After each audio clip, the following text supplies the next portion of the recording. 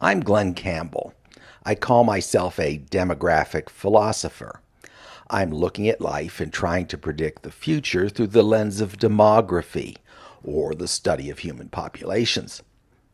In this episode, I'm going to talk about personality, the personality of individuals, and how this relates to the post-nuclear family. The post-nuclear family, of course, is my hypothetical system for raising a bunch of kids by a bunch of adults. And instead of two adults raising two or three kids, I would have at least 8 adults raising between 9 and 18 kids. So how does personality relate to this? Well, personality turns out to be the most vital issue for success or failure of this project, and specifically who you choose to be your parents. We have these 8 people who somehow must cooperate in the long term on raising children, and it's all keyed on their individual personalities and whether their individual personalities are compatible with this system. Although this podcast is about demography and large numbers of people, I'm very cautious not to promote the post-nuclear family as a solution to any country's demographic problems. And the reason that I'm not proposing that it solve any of these problems is because the vast majority of adults in any society are simply not suited to this system. You can't just take an adult off the street. You can't take 8 adults off the street, throw them together, and expect them to cooperate on parenting on the long term. It's just not going to work. And that's simply because there are so many defective adults out there. There are so many mental illnesses. There are so many self-destructive personalities out there that you just can't pick people randomly. You have to be very selective. And the whole success and failure of this operation depends on somebody making wise decisions about which personalities should be allowed to join this club. There's also other aspects of personality. Personality is going to emerge in the children that you raise. If they come from diverse genetic backgrounds, you're going to have a lot of diverse personalities, people who are capable of a lot of different things. Within your group of children, there could be toxic personalities. It's entirely possible that one of your children, despite all your good efforts, turns out to be a bad egg in one way or another. And we've also got to teach our children about personality, because if you grow up in a very warm and functional family and you go out into the real world, you're going to find there's a lot of dysfunctional people out there. And in raising our children, we've got to prepare our children for the dysfunction and the downright evil that exists out there. But we got to start with the question of what is personality? And a personality is a person's habitual way of interacting with the world. If you take a person and plop them down in some social situation, they're going to mold that social situation according to their personality. They're going to respond to that situation according to their personality. For example, someone who is prone to addiction is going to find something to be addicted to, even if you take away one drug or another. If you take away their heroin, then they'll turn to alcohol. That is a factor of their personality, their style of operating, that they're susceptible to addiction, whereas other personalities would have no interest in any kind of addictive substance. So that's one simple example, but personality runs through everything that a person does. Basically, it is assumed that once someone reaches adulthood, let's say at least their mid-20s, their personality is pretty much fixed. It can evolve slowly over time, but you from the outside can't change someone's personality after they reach their 20s. Personality is a product of both nature and nurture. There is experimental evidence showing that genes play a significant role in someone's long-term style. And this can be tested from identical twins. If you have identical twins raised apart, even though they have different life experiences, there are certain factors in their personality that are likely to be repeated. That's pretty clear evidence of a genetic component in personality. Yet, of course, early life experiences are also vital. So the post-nuclear family has a lot of control over those early life experiences and the whole design of the family, design of the child rearing unit is intended to promote good personality styles, cooperative people, people who can follow rules. And when the fertility of the original founding parents runs out and you have to go looking in the world for egg and sperm, it would be irresponsible not to take into account the personalities of the people who produced those egg and sperm. If you've got one psychopath and they marry another psychopath, there's a good chance that their children are going to have many of those same defects. And so if we can clearly identify personality traits, that would be a factor in deciding which sperm unites with which egg. It's not so much that you're trying to build a master race or you're trying to promote genius. You're just trying to eliminate certain genetic factors that might contribute to a defective personality. Schizophrenia, for example, has a strong genetic component, and if both the mother and the father of an egg have schizophrenia, there's a good chance the children are going to have schizophrenia. So that's something to be responsible. We have to eliminate from our gene pool when deciding to have children. So how would we do this? How do we select for personalities? Well, it turns out to be a lot easier than it seems. You've no doubt had toxic relationships, toxic romantic relationships. You found yourself working for a toxic boss. And it kind of struck you out of the blue because you weren't prepared for it, because maybe you grew up in a rational environment without these toxic influences and you just weren't prepared for them. So you might have ended up marrying a toxic personality, as I did some 20 years ago, and have to learn the hard way how personalities work and how mental illness works. But that doesn't have to be. There's a lot of scientific and reproducible information on personalities and on mental illnesses. And if you pay attention to it, and you can detect difficult personalities at a very early stage. If a family is forming, if you're trying to form one of the first post-nuclear families, you're trying to pull together 8 people, you can hire a clinical psychologist to review your candidates. This is just like reviewing candidates for an astronaut corps or a biospherian corps.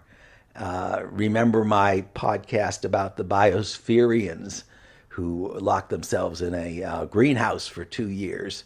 There can be a process by which you can detect personalities that are not going to work in the long run. And there's all sorts of systems for this. Probably the most popular personality system, evaluating system, is called the MBTI. I think it's called the Myers-Briggs Type Indicator. And it's popular at parties. It's popular to take the test and see what kind of personality you are and talk about how this personality interacts with the world and interacts with others. It is not very scientifically reliable. It's very difficult to reproduce. Most people in the personality field kind of dismiss it. I kind of dismiss it, except for one thing, in that I've taken the test and I've come up with a type. There are 16 types under this system, and my type is called INTJ, INTJ. And I'm supposedly a very rare personality type who's known by the shorthand as the architect. He's the mastermind. He's likes to work on abstract projects and isn't too influenced by social pressures. And the more I read about this personality type, the more I realize it matches me to a T. And although I'm ready to dismiss the whole MBTI system, boy, they got me nailed as to what kind of personality I am. And I'm the sort of personality who would work on a project for years without any social reinforcement, which is exactly what I've been doing in this demographic doom project in my post-nuclear family. I'm working on it in total isolation. I don't give a damn whether anybody likes my system or praises me for my system. It's an abstract thing, and I'm looking at how to do it right. And that's characteristic of the architect, the INTJ. And so I embrace that.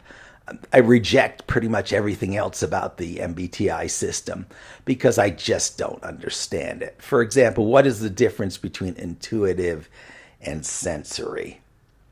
I just don't get most of those criteria. I don't understand how this thing is arrived at. But it's actually a pretty good starting point in that it takes a stab at classifying people according to their personality. I just think that there are better ways to classify people.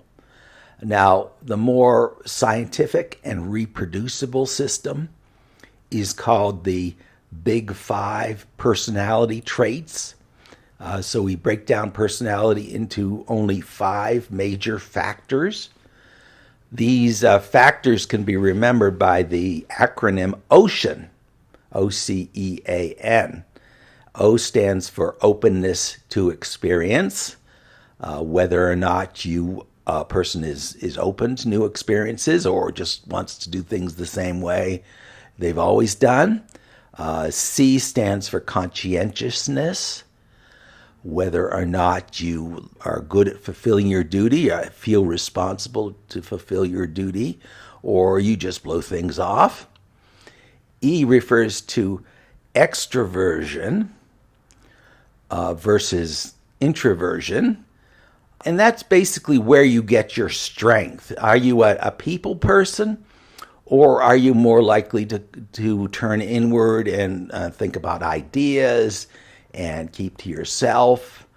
It basically comes down to where do you find your strength in the course of a day? Do you find your strength by being with a lot of people, or do you find your strength by being alone to recover from people? And I would be more on the introversion scale. I enjoy people in small doses, but I come back to my own isolation when I want to return to center and find my strength.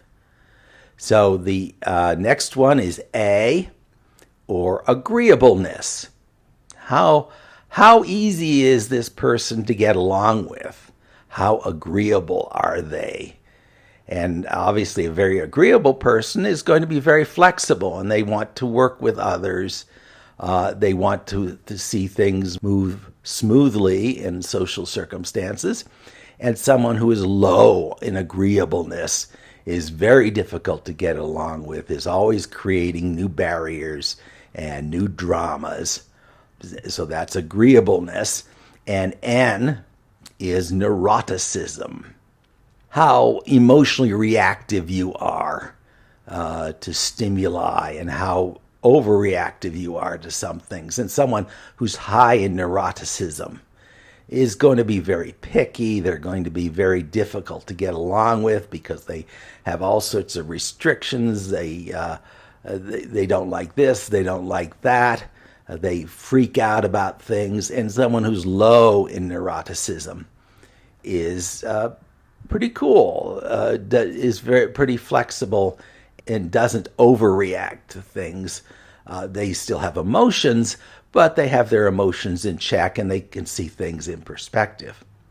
So those are the 5 factors.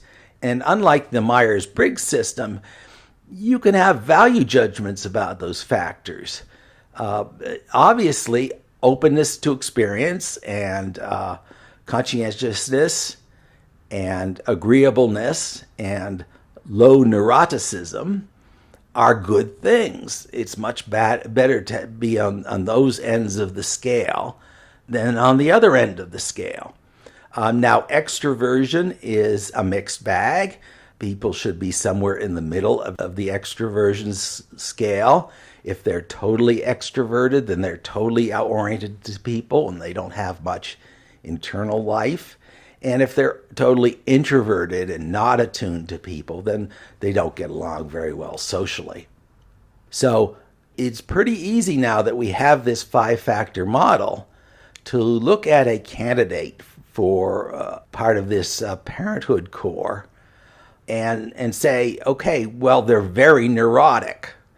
They're very reactive. They don't like changes very well. Well, they're obviously they don't fit the criteria. We have to reject them.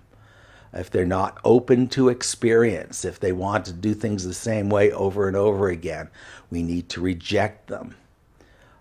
Conscientiousness is absolutely essential for this system. People need to internalize the rules of this system and follow them even when no one is watching and no one enforcing them. So someone low in conscientiousness would obviously not be suitable for this system. So based on this 5-factor model alone, we can reject an awful lot of candidates for our post-nuclear family. A lot of adults, even if they want to participate, if they're on the wrong end of one of these scales, they have to be rejected. So there are many other systems for evaluating personality. If you want to look at evil personalities, above all, you need to avoid evil personalities, people who are going to disrupt your system. And these would be narcissists, psychopaths, people who are very low on self-esteem and have to react in various defective ways to protect their self-esteem. And one of the ways to measure this evil component in personality is called the Dark Triad of 3 personality traits. You can share multiple of these personality traits.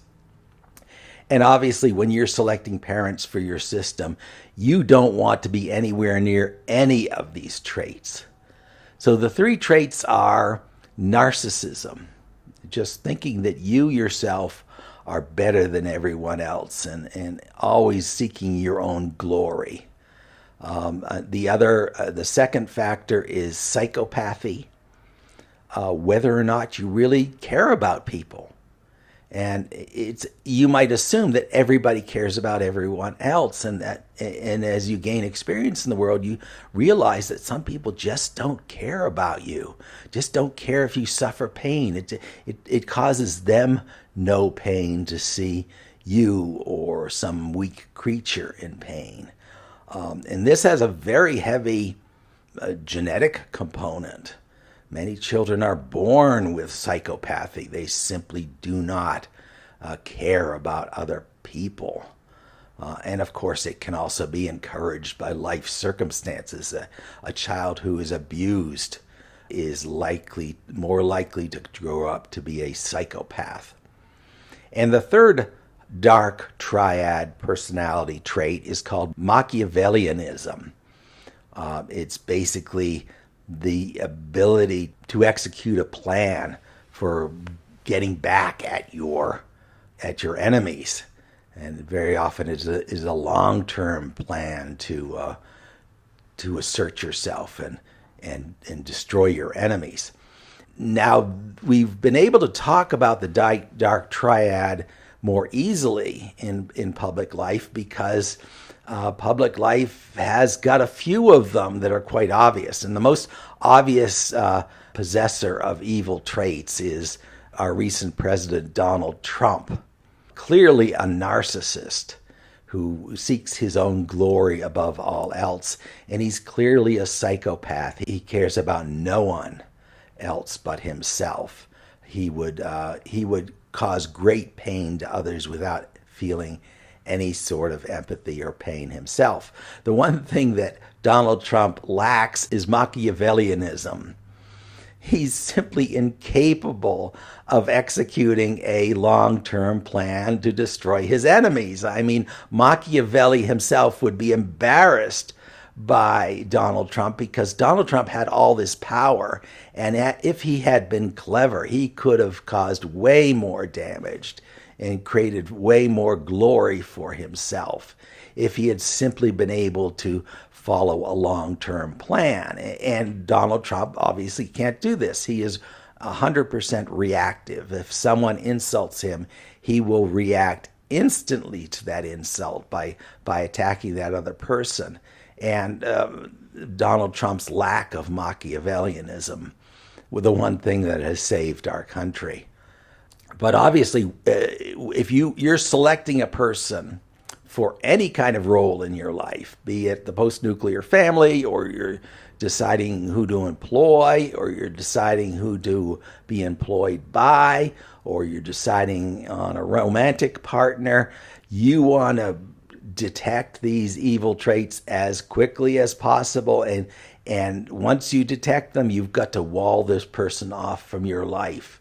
That's the only way to do it, because like all personalities, these evil dark triad traits are already set by adulthood, and you cannot change them. All the love you can devote to a narcissist is absolutely useless. It's just dumping resources away if you try to cure a narcissist or make them care, because they won't. So that's something we've got to avoid, these evil people. Next, we can look at something called the Diagnostic and Statistical Manual of Mental Disorders, which is fun reading. I've always enjoyed browsing this, looking for people I know. And the main place to look in this big manual is the personality disorders. Anyone with any kind of identifiable personality disorder is not someone you need to be engaged with in any way. I don't remember what all the personality disorders are. There's narcissistic personality disorder. There's borderline personality disorder, which I have way too much experience with. But obviously, if someone fits in any way with these personality disorders, you've got to reject them and make sure that they don't have any power in your life, because they are driven by internal forces that are going to sabotage any project that you involve them with. So evaluating personalities is an absolutely vital skill of life. Regardless of whether you have any interest in my post-nuclear family, if you are a human living on Earth and you are pretty functional yourself, it is absolutely vital that you learn how to identify toxic personalities and defective personalities and find a way to wall yourself off from them. If you're going to be hiring someone, if you're going to be romantically involved with someone, or you're going to be choosing a boss, you've got to be keenly aware of personality traits and detect the signs early on of a defective personality. That is an important life skill, and you don't want to have to do it the hard way by actually marrying a narcissist. You want to be able to find ways to detect defective personalities and take remedial action as quickly as possible. And in a certain sense, if you're trying to find 8 adults who fit certain criteria, it might actually be easier than just trying to find like one romantic partner. Because if you find one romantic partner, you're willing to make a lot of excuses for that person because your own emotional needs are driving you. Whereas if you're trying to select 8 people, you can be more detached and distant about it. Now, there are lots of different aspects of personality, but the very first thing you need to do is out-select, is a filtration process for detecting defective personalities. There could be 100 criteria, 100 kind of defective personalities that you should be able to detect at an early stage.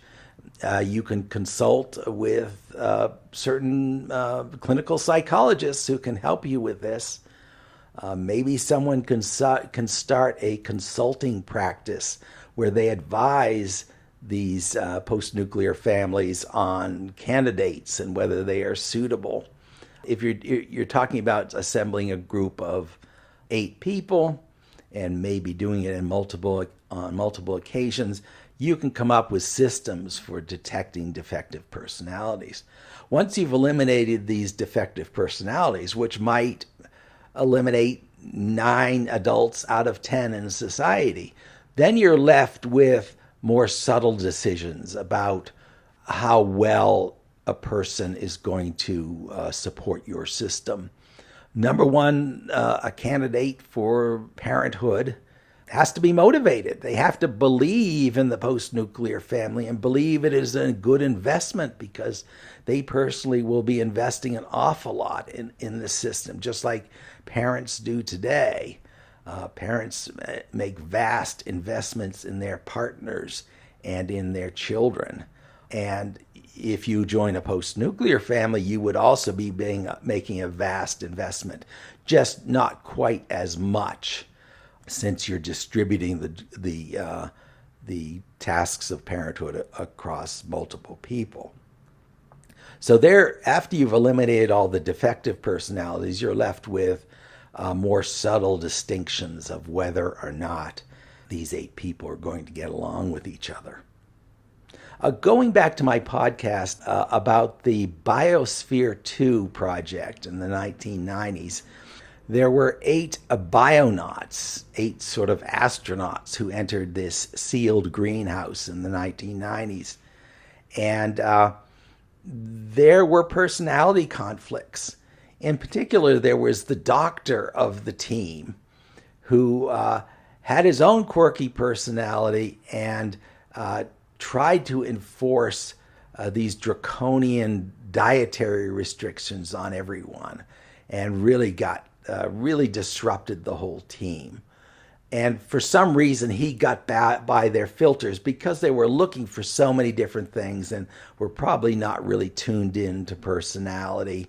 They chose some defective, at least one defective personality who was not suitable to the project, and it helped bring down the project. So that was the 1990s. I think in the 2000s, we're much better attuned. We have much better science of personality, and we can better detect defective personalities. And I give Donald Trump some credit about this. Previously, before Donald Trump, it was considered unethical for psychologists to analyze public figures. It was a banishable offense if you tried to talk about the personality of a president, a living president. And that barrier has been smashed, and now psychologists are allowed to talk about public figures and about their defective personalities. And that's very helpful in advancing the science. And I really think it is a science. There can be a science of personality and a science of selecting good people and deselecting toxic people. So you can see why I'm not promoting the post-nuclear family as a solution for our demographic woes. There simply aren't enough adults in society that are suited to this kind of system. It's only a tiny fraction, maybe one out of 100 or 1 out of 1,000 adults have the right personality to join a group like this. Furthermore, they have to want to join a group like this. They have to be motivated to do it, enough so that they're willing to make this long-term commitment to make it work. And that further reduces your pool of parents for this system. So in the end, I see only a handful of these systems really forming. Once these systems have proven themselves over the course of 20 years or so, then you might find them proliferating. Others might look at the system and say, that's a good idea. I want to join with 7 other people and do it myself. You can also take these families and split them in the process that I call mitosis, where you take a family of 18 kids and you split it into 2 families of 9 kids. It's only a system that will help you preserve the way of life and the qualities of life that you feel are important, that are important to your community. So, and to do this, you have to be very selective about who you involve in your project. So that's one aspect of why impersonality is important. The single most important factor in the success of this project is who are the adults who start it. But that's not the end of the personality game. You've also got to deal with the personalities of your children.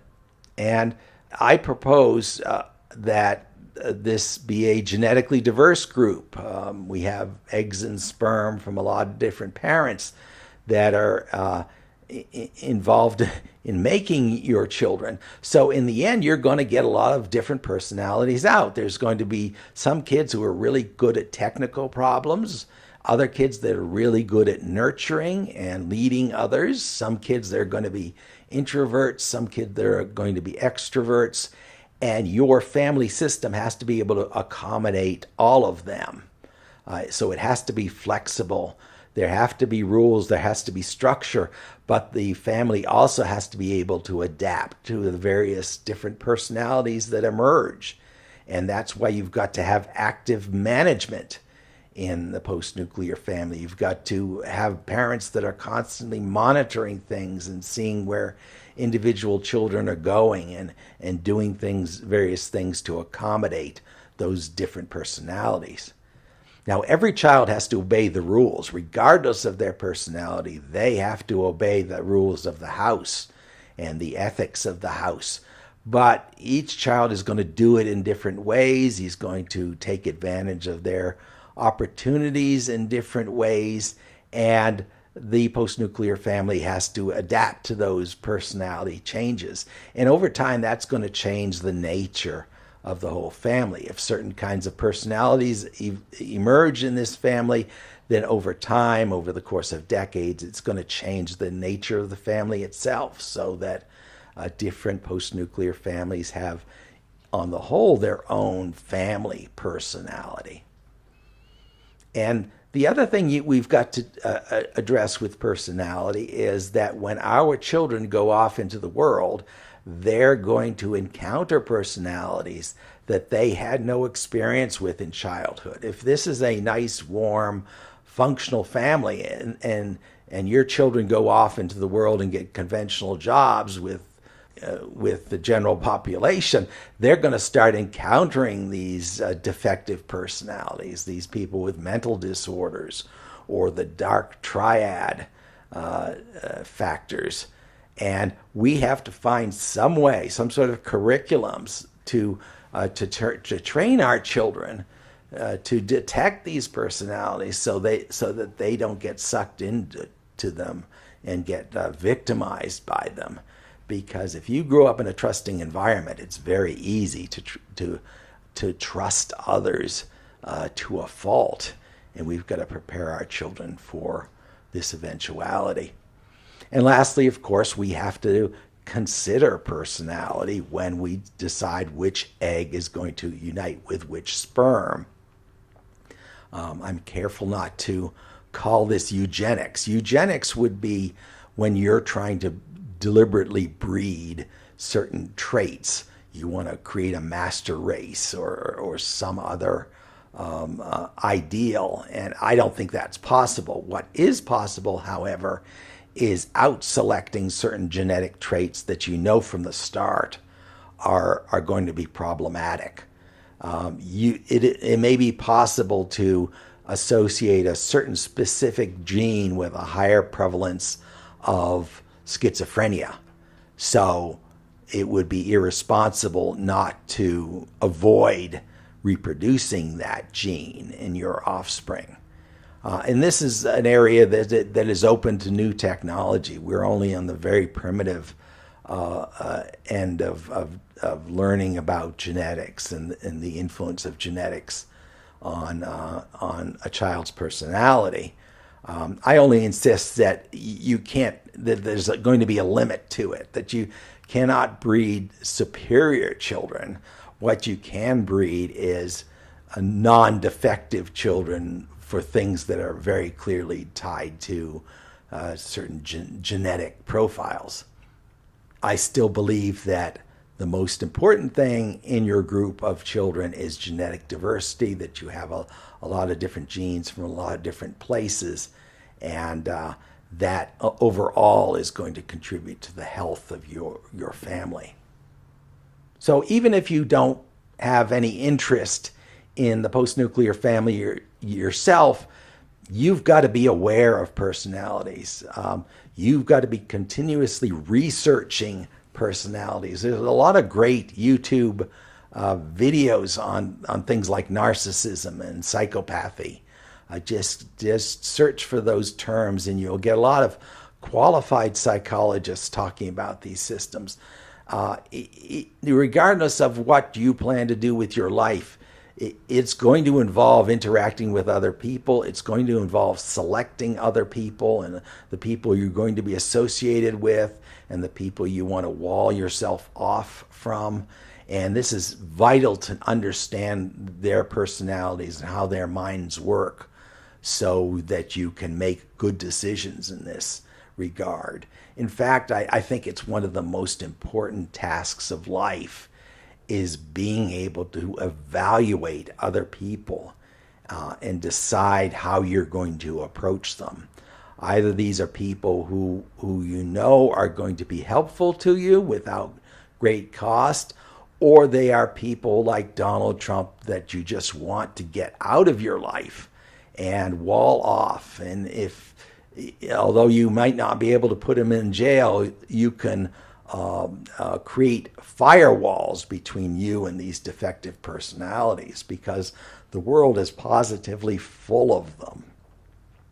Take any population of random adults and you've got a lot of really destructive and disruptive people.